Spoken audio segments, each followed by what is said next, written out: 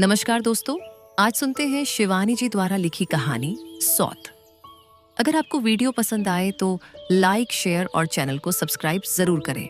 मुझे जब उस बार एक मीटिंग में भाग लेने बंबई जाना पड़ा, तब मेरे सम्मुख मुख्य समस्या आई थी। आवाज की कहाँ रहूंगी वहां। तभी अचानक याद आया कि नीरा भी तो वहीं रहती थी। नीरा मेरे दूर संपर्क की चचेरी ननद थी। पहले उसे यूं अचानक अपने आगमन की सूचना देने में संकोच भी हुआ था। जनसंकुल बंबई का जीवन कितना कठिन है, एवं वहां के संकुचित सीमित आवास में आतिथ्य निभाने में मेजबान के प्राण कैसे कंठगत हो जाते हैं। यह सब जानकर भी मुझे नीरा को लिखना ही पड़ रहा था, क्योंकि किसी होटल में रहने का साहस अंत तक मैं संजो नहीं पाई। नीरा का फ्लैट छोटा होने पर भी बड़ा सुंदर था। 32 फ्लैटों के गुलदस्ते रात को दूर से देखने पर किसी बंदरगाह पर खड़े के सुंदर जहाजों से ही लगते थे। नीरा को बंबई का जीवन बहुत पसंद था। 3 वर्षों के बंबई प्रवास ने उसका कायाकल्प कर दिया था। वैसे भी वह पिथौरागढ़ के उस अनजाने ग्राम से बंबई आई थी, जहां उसके विवाह तक कुमाऊं मोटर यूनियन की बस भी नहीं पहुंच पाई थी। उन दिनों मोटर रोड का निर्माण कार्य चल ही रहा था। मुझे आज भी याद है, लग्न का समय बीता जा रहा था और उसकी बारात नहीं पहुंची थी। बड़ी देर बाद उसकी बारात के थके मांदे बराती बिना किसी बैंड बाजे के ऐसे चले आए थे जैसे कोई मातमी जुलूस हो। पहाड़ी लद्दू घोद्धे में बैठा उसका सजीला दूल्हा भी वर्षा की बौछार में भीग भाग एकदम ही अनाकर्षक लग रहा था। उधर नीरा आकर्षक न होने पर भी कामदार लहंगे दुपट्टे में बड़ी प्यारी लग रही थी। नए गहने, कपद्धे और नवीन जीवन साथी का उल्लास उसके गदबदे गोल मटोल चेहरे पर लज्जा का अंगराग बिखेर उसकी उजली हंसी को और भी उजलिब न गया था। किंतु आज की नीरा की न तो वेशभूषा में न वाणी में वह पहाड़ी ढील मढ़ाल लटका था, न आतिथ्य में। उसके मुंह से मैंने बोला, तुमको होना क्या? आदि विभिन्न प्रदेशी उच्चारण सुन मैंने उसे टोका भी था। ये कैसे बोलने लगी हो नीरा? क्या हो गया है तुम्हारी हिंदी को? क्या करूं भाभी, मेरी पड्ढौसिन हैदराबाद की है ना, इसी से बोली में उसकी छाप लग गई है। आज तुमसे मिलाऊंगी, बहुत ही प्यारी लड़की है। नीरा की प्रतिवेशिनी राज्यम बंबई के एक प्रसिद्ध होटल में रिसेप्शनिस्ट थी। उसके पति मद्रास में ही किसी दवाओं की विदेशी फर्म में काम करते थे। दोनों का वेतन खासा अच्छा था। उस पर उनकी एकमात्र पुत्री ननिहाल में पल रही थी। राज्यम स्वयं ऊटी के कॉन्वेंट से पढ़ी थी। इसी से अंग्रेजी का उच्चारण, उठने बैठने का सलीका, सब कुछ खांटी मेमसाहा भी था। वेशभूषा में भारतीय संस्कृति का लवलेश भी नहीं था। टखनियों तक झूल रही मैक्सी, बायां भाग किसी समृद्ध थिएटर के रेशमी पर्दे की भांति बीचों बीच उन्मुक्त औदार्य से खुली परतों को समेट लेती। किंतु उस कौशल में भी उसकी सधी पूर्वाभ्यास से की गई उदासीनता मैंने कणखियों ही में पकड़ दी आँच ली थी। गुलाबी रेशम की खुली भांज के बीच रह रहकर उसकी गुलाबी रेशमी जंघा की क्षणिक छटा बिजली सी कौंध जाती, किंतु उसके चेहरे पर वही स्वाभाविक सौम्य स्मित खेलता रहता, जैसा उन सर्कस सुंदरियों के चेहरे पर रहता है जो बालिश्त भर की रेशमी कोपीन पहने टैपीज के झूलों पर ऐसी ही उदासीनता से सर्र से निकल जाती हैं। उसकी मैक्सी का गला भी इसी औदार्य से खुला, किसी उत्तुंग पर्वत श्रेणी पर फिसल रहे पहाड़ी झरने के वेग से ही झरझराता नीचे उतर गया था। पतली ग्रीवा में थी स्वर्ण मंडित रुद्राक्ष की माला, गेरुए रंग की शार्ट सिल्क की मैक्सी और कंठ की रुद्राक्ष कंठी से मेल खाता ही उसका केश विन्यास भी था। संसार त्यागी अवधूत के से उस जटाजूट में भी एक रुद्राक्ष की माला लपेटी गई थी। हाथ में वैसा ही मेल खाता रुद्राक्ष का कंकण था। बाद में नीरा ने बताया था कि वह जुद्धे की लेटेस्ट स्टाइल है, फारिदाबा हेयर स्टाइल है भाभी। उसने बड़े गर्व से अपनी श्रृंगार पटु सहेली की उपस्थिति में ही फिर उसका प्रशस्ति पत्र प्रच दिया था। पर हम तुम पर थोड़े ही ना अच्छी लग सकती है। यह तो राज्यम ही है कि कैसी ही बनकर क्यों ना निकल पड़े। लोग मुद्द मुद्द कर देखते रहते हैं। बात ठीक ही कही थी नीरा ने। लड़की वास्तव में व्यक्तित्व संपन्ना थी, कुर्गी थी, इसी से रंग था एकदम चिट्टा सुर्ख। उस पर कुछ प्लेश ऑन की महिमा थी, कुछ प्लग कलर्ड लिपस्टिक की। उसे देखकर मुझे वाजिद अली शाह की जोगिया बेगम सिकंदर महल का स्मरण हो आया। वह होगी कोई 23-24 के लगभग, किंतु व्यवहार अलहद षोडशी का था। होटल की रिसेप्शनिस्ट थी। इसी से छल्लेदार बातें बनाने में पारंगत थी। मेरा परिचय पाते ही वह मेरे पास अपना मोरहा खिसका लाई। So you are a writer, how very very interesting. क्या लिखती हैं आप? उपन्यास, कहानी या नाटक? जी मैं तो आया कह दूं, तुम्हें देखकर तो अभी एक नाटक ही लिखने को मन कर रहा है। पर तब क्या जानती थी कि एक दिन उसे ही नायिका बनाकर लेखनी स्वयं ही मुखरा बन उठेगी।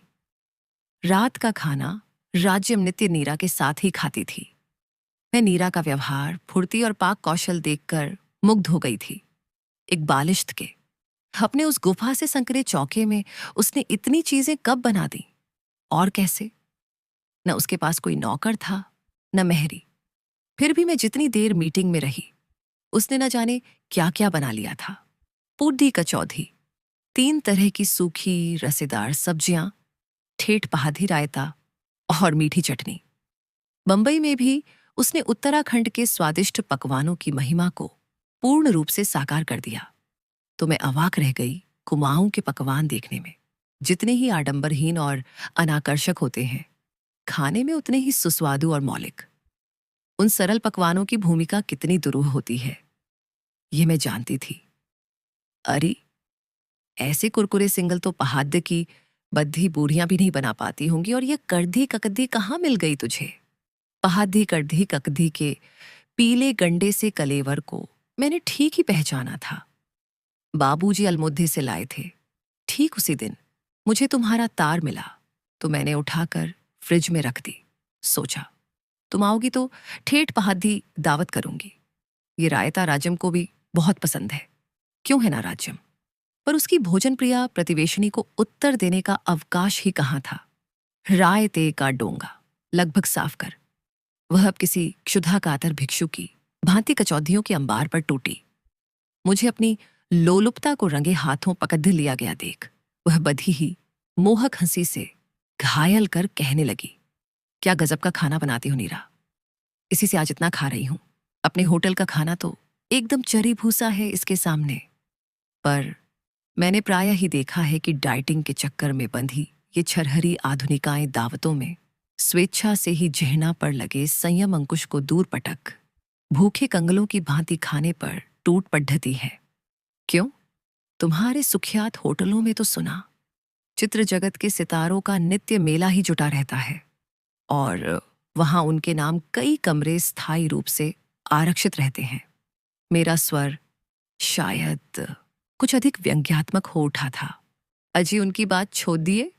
वह अब 2 कचौधियों को रोलकर आलूदम के एक भीम आलू से पेट फुला बड़ी नजाकत से कुतरती कहने लगी, वे क्या वहां खाना खाने आते हैं? फिर वह कुटिल रहस्यमयी कनखियों से मेरे नंदोई को देखकर मुस्कुराई। वह मुझे अच्छा नहीं लगा। अपनी कहानी उपन्यासों में ऐसी असंख्य प्रेमासिकता कुटिल कणखियों का वर्णन करते करते अब किसी भी स्वयंदूती नारी के अंतर्मन के छाया चित्र को मैं न चाहने पर भी किसी एक्सरे प्लेट में उभरे भग्न अस्थि कोटर सा स्पष्ट देख लेती हूं। उस दिन दावत लगभग 3 घंटे चली थी। इस बीच उस चपला सुंदरी प्रतिवेशिनी की उपस्थिति ने मुझे अपनी सरल ननद के अदृष्ट के प्रति आशंकित ही किया था। खाने के बाद अचानक याद आया कि मीठी खीर के पश्चात वह अत्यंत अनिवार्य भारतीय मुखशुद्धि का प्रबंध करना भूल गई थी। हाय राम, मैं तो भूल ही गई थी कि आप पान खाती हैं। वैसे तो चौपाटी दूर नहीं है, पर अरे क्या पर करता। उसकी मेखला धारिणी कैबरे नर्तकी सी प्रतिवेशिनी हंसती उठ गई। हम अभी लाएगा, चलो तो महेश निकालो अपना स्कूटर। मैं स्तब्ध रह गई। इतनी रात को क्या यह लेडिज की अपनी इस अधखुली मैक्सी में महेश की कमर में हाथ डाल मेरे लिए पान लेने जाएगी? नहीं नहीं, मुझे पान की कोई ऐसी आदत नहीं है, मैंने कहा।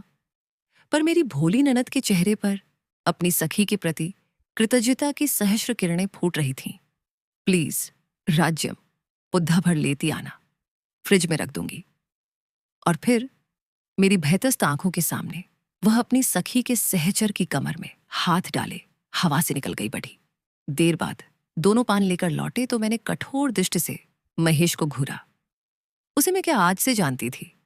फटे कोट की बाह से नाक पोंछता महेश प्रायः ही तो हमारे यहाँ कभी पिता के लिए शिव पुराण मांगने आता और कभी विष्णु पुराण। उसके पिता गोविंद वल्लभ पांडे हमारे कुल पुरोहित थे और मेरा ही नहीं, मेरे सब भाई बहनों का षष्ठी पूजन उन्होंने किया था। मैं देख रही थी कि महेश मेरी आंखों से आंखें नहीं मिला पा रहा है। जब नीरा की प्रतिवेशिनी विदा हुई तब वह मेरा बिस्तर लगाने मेरे कमरे में आई। भाभी, कैसी लगी मेरी सहेली?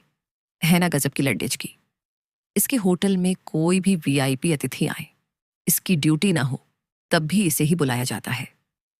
मैं समझ सकती हूं, तुम्हारी सखी के व्यक्तित्व की सृष्टि ही विधाता ने पुरुषों का आतिथ्य निभाने के लिए की है, मैंने कहा।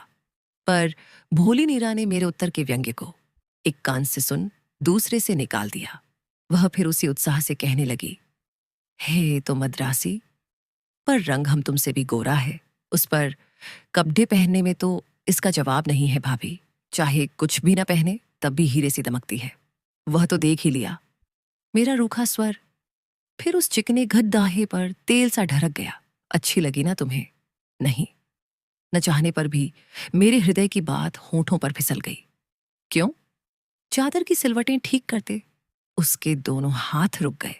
इसलिए कि मुझे स्कूल कॉलेज न जाने वाले लडैचके और ससुराल न जाने वाली लड़ाकियां जरा भी अच्छी नहीं लगती। मैंने हंसकर कहा, तो क्या हो गया, उसके पति तो यहां आते रहते हैं, फिर बेचारी करे भी क्या? सास बेहद तेज है। मैं 3 दिन तक नीरा की अतिथि बनी रही और उन दिनों की संक्षिप्त अवधि में ही उसकी उस चतुरा प्रतिवेशिनी का व्यवहार मुझे स्तब्ध कर गया। नित्य प्रायः वह महेश के ऑफिस जाने तक नीरा के यहां ही डटी रहती।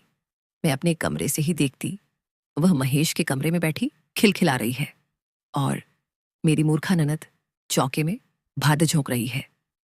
चाय नाश्ता वहीं से लेकर वह होटल जाती और 5 बजे लौटती। फिर अपना ताला खोलने से पहले वह नीरा की ही घंटी बजाती। रात को भी उसका खाना नीरा के यहां ही रहता। बड़ी रात तक ताश चलता।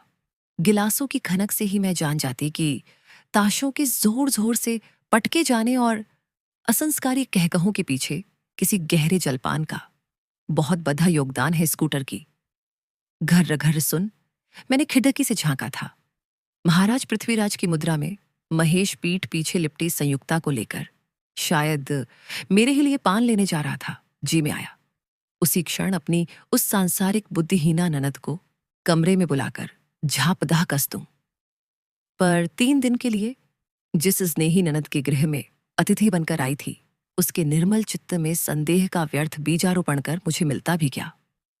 हो सकता था वह संदेह मेरी आवश्यकता से अधिक संस्कारग्रस्त देहाती चित्त की कल्पना मात्र हो। क्या पता, आधुनिक पतिव्रता की मान्यताएं अब हमारी मान्यताओं से भिन्न हो। वह पति को ऐसी स्वतंत्रता स्वेच्छा से ही दे देती हो। फिर भी चलते चलते मैंने उसे सावधान कर ही दिया था। देखो नीरा, तुम बहुत भोली हो। फ्लैट का जीवन निश्चय ही कुछ अंशों में मनुष्य के जीवन को अनुभवों से समृद्ध करता है, किंतु इसके लिए तुम फ्लैट वासियों को अपनी एक बहुमूल्य धरोहर खोनी भी पड़ती है। वह है तुम लोगों की प्राइवेसी। किसी भी परिवार के सुख के लिए इस प्राइवेसी का अक्षुण्ण रहना अनिवार्य होता है। यहां तो तुम्हारी एक छींक, खांसी या डकार तक पर तुम्हारा अधिकार नहीं रहता। उसी क्षण वह दूसरे परिवार की छींक खांसी बन जाती है तुम्हारी सखी से। तुम्हारी ऐसी मैत्री देखकर बद्धा आनंद आया, किंतु एक अंग्रेजी की कहावत सुनी है, अंतरंगता घृणा की जन्नी होती है। इसे मत भूलना नीरा। हाय भाभी, तुम्हें क्या लगता है कि मैं किसी से लड़ूंगी? मैं फिर कह ही क्या सकती थी। मैं जब रात की गाड़ी से चलने लगी तब नीरा की प्रतिवेशिनी फिर मेरे लिए स्कूटर भगाती पान ले आई थी। मैंने पुद्धा बटुए में डाल लिया और जैसे ही स्टेशन पीछे छूटा, मैंने बंधा पुद्दा खिद्दकी से बाहर फेंक दिया। फिर 1 वर्ष तक मुझे नीरा की कोई खबर नहीं मिली। पिछली बार एक शादी में पहाद्दा गई तब उसकी मां मिल गई। कभी उनकी गाय खुद्दी बनना के बिना कोई भी विवाह उत्सव संपन्न नहीं होता था। उस दिन एक निर्जन कोने में ऐसी बैठी थीं कि पहले मैं उन्हें देख भी नहीं पाई। नन्हे से घूंघट की यवनिका में उनका उतरा कुम्हलाया चेहरा देख मैं स्तब्ध रह गई। क्या हो गया था मेरी इस आनंदी सास को? अभी 2 वर्ष पूर्व नीरा के भाई की शादी में उन्होंने मेरे ससुर के सूट बूट में लैस हो कभी गोरे साहब और कभी पहाड़ की सरल ब्राह्मणी का अपूर्व अभिनय कर हमें हंसा हंसा कर मार दिया था किसी अनुभवी वेट्रोव्यूलिस्ट की गुद्धिया की भांति। वह कभी मोटी मर्दानी आवाज में गोरे साहब का प्रणय निवेदन करती, फिर तत्काल कंठ का पैंतरा बदल जनानी कांपती आवाज में थरथरा कर गाती, हाथ जोड़ूं गोरा जी, मैं तो बीबी बामणी। मैंने उन्हें देखते ही हंसकर ढोलक उनकी ओर लुढ़का दी। लो चाची, ये क्या मुंह लटकाए बैठी हो जाए एक कड्ढाकती सी घोदी। दुर्बल हाथों से ढोलक को मेरी ही ओर वापसी ढलान में लुढ़का उन्होंने अपनी डबडबाई आंखें फेर ली। मेरी देवरानी ने मुझे चिकोटी काटी। क्या कर रही हो दीदी? आज पहली बार तो औरतों में आकर बैठी है, नहीं तो अम्मा जी ने तो पलंग ही पकड़ दियाच ली थी। क्यों? मैंने फुसफुसाकर पूछा। सुना नहीं तुमने? अभागा महेश नाक कटाकर अपनी पड्डी हौसिन के साथ नौकरी छोड़ दी है छाडा, मद्रास भाग गया है। नीरा का तार पाकर बाबूजी उसे यहां लिवा लाए। पर लाने से क्या होता है? दिन रात कमरे में गुमसुम पद्दी रहती है। कई डॉक्टरों को दिखा चुके हैं, कहते हैं दिमाग का मर्ज है, किसी दिमाग के डॉक्टर को दिखाइए। हृदय पर कोई भारी आघात लगा है। इससे बधा आघात किसी भी नारी को और लग भी क्या सकता था। मैं उस आनंद उत्सव के बीच सिर लटकाए बैठी चाची के उस वेदना विधुर चेहरे की ओर दूसरी बार आंख उठाकर नहीं देख पाई। चलने लगी तो देवरानी चांदी की तश्तरी में पान ले आई। लो भाभी, मैं तो भूल ही गई थी कि तुम पान खाती हो। ठीक 1 वर्ष पहले ये ही शब्द नीरा ने भी कहे थे। नहीं, मैं अब पान नहीं खाती, कह मैंने तश्तरी खिसका दी और उठ गई।